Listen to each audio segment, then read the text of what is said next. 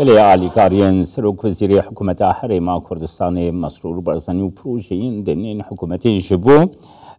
قوربانیین دەستەی داعش سعی کرد و سەرۆکەی دەستەی بلندا بنگەها لاڵش ji nahiya Badirê li gel min dibe silav bû te kekê Saîd kekê Saîd destpêkê de bizanibim yanî giringiya ev alîkariya ku jalî serokê hikûmetê ve bû qurbaniyên destê Daişê hat dan giringiya wê ji te werbigirin pêşî kerem ke.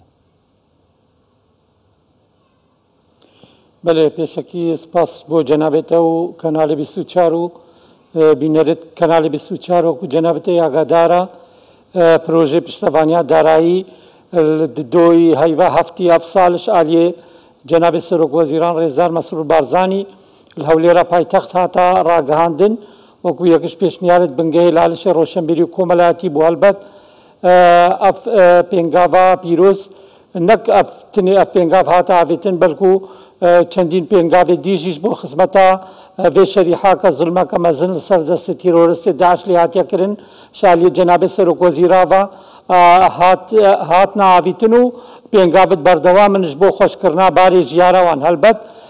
ev pêngav em bi giringit bînin ji ber ew rizgarbûyên destê Daeş bi rastî rewşeka nefsî û civakî bigire barê jiyara wan jî barekî قرس بوو لۆمات پێتوی هەر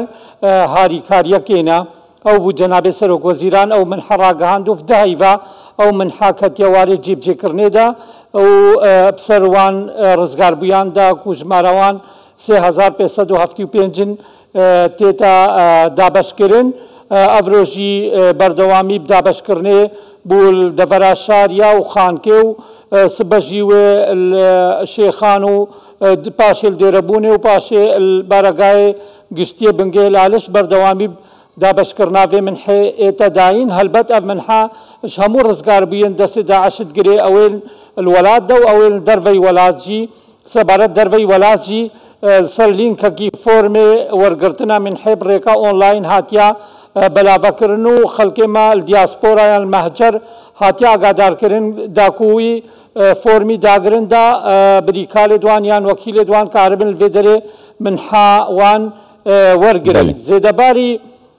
وێ منحا جەنابێ سەرۆکوەزیران ئولدیڤ ڕاستپاردت جەنابێوی وەزارەتە پەروەردێژی بریارێک دەرێ خستش بۆ ئاسانکاریە تەمامکردنا خواندنێ ji bo wan telebêt hatîne birîn ji xwandinê demê girtin û revandina wan ji aliyê teroristên Daeş ve ew jî birêka prosîsa xwandina bilez yan temamkirina xwandinê li peymangehê hikûmiyê ehlî û eger êt ehlî bin hikûmet hemû têçûyên her 5 salê xwandinê bi stê xwe vedgirê dîsan kekê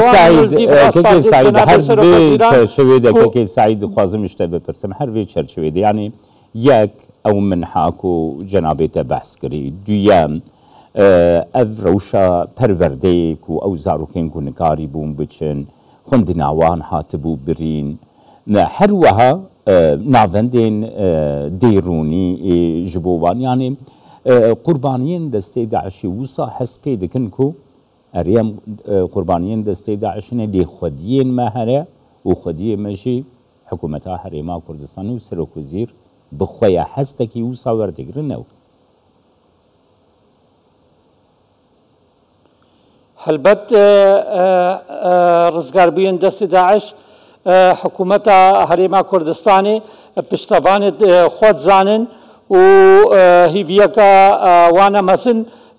bi hikûmeta Herêma Kurdistanê bi taybet şexsê cenabê Serokwezîran Kak Mesrûr Barzanî heye ku her pêtiviyeka wana ferbê bêta dabînkirin lew mawil hîviyêna her tiştekî girêdayî bê xweşkirina barê jîn û jiyara wan ji aliyê hikûmeta Kurdistanê ve jî bêta temînkirin nek tenê me gotin ji aliyê xwendinê ser astê wezareta perwerdê belkû hewlêt berdewamin digel wezareta xwendina bala jî ku ew telebêt xwendina bilind hatîne birîn demê girtina wan asankarî ji wan jî re dirist bêda ku berdewamiyê xwendina xwe bidin zêdebarî vê yekê jî پێنگاوێت خورد هاتینە ئاوێتنە بوارێ ڤەکردنا سنتەرەکی پشتەوانیا جڤاکی و چارەسەریا دەرونیک و بکەوێت خزمەتە ڕزگاربووین دەستێ داعشی ئەوژی پێ ڕاستپاردێت جەنابێ سەرۆک وەزیران ئەملوێ باوەریێنە هەر تشتێکی پێتوی خۆشکردنا ژین و ژیارە vê şerîhaka zilmeke mezin ser destê tîrorîstan lê hatiye kirin her pêtiviyeka hebe hikûmeta Herêma Kurdistanê taybet şexsê serok wezîran hiç dirêxiyekê naka ji bo temînkirina her tiştekî pêtivî li gor şiyanên berdest. Peki Saîd Niha mesela erkê Bexdayê heye yani erkê Bexdayê wekî حکومتا فدرال او ارکین خو ایکو مثلا حکومتا حرما کردستانی اف پینگاوین گرینگ و آویتی حکومتا بغداد جدوی چرچوی ده چما گاونا آویت yani نرخاندنا تدوی درباره ده گر بگرم وەکو جەنابەت ئاگادارە ئەشعالی حکوومەتا فیدرال بە یاسایەک هاتە تەشریعکردنم ناوێ یاسای ڕزگاربووین ئێزیدی و پێکهاتێن دیک و یەکش فەقەراوان تەمینکردنا موچەیەکی بووش بۆ ڕزگاربووین دەستی داعش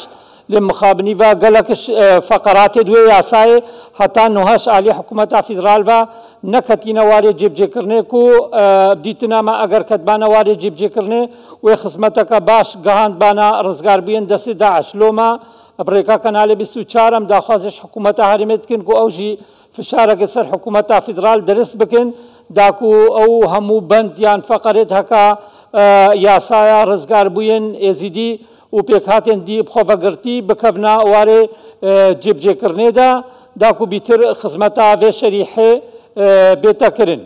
Belê serokê desteya bilinda bingeha da leşê yekê Saîd Cirduj bi adrê spas.